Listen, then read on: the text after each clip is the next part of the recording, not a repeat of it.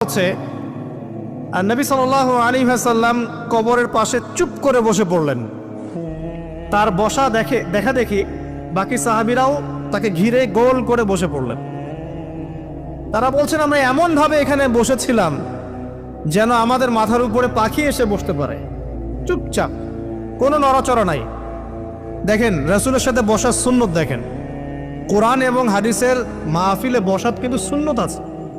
এখানে বসে দুনিয়াবি এত গল্পগুজব করা যাবে না, এই মোবাইল টোবাইল হাবিজাবি নিয়ে এত ব্যস্ত থাকা যাবে না, দিলের কান দিয়ে শুনতে হবে, ঠিক আছে? আদব আছে, না হলে কথা আপনার উপর তাসির করবে না। তারা এমনভাবে বসেছিলেন যেন মাথার উপরে পাখি বসতে পারে। সুবহানাল্লাহ। এবার নবী করিম সাল্লাল্লাহু আলাইহি ওয়াসাল্লাম বলছেন যে যখন মাইয়েতকে কবরে শোয়ানো হয় তখন সে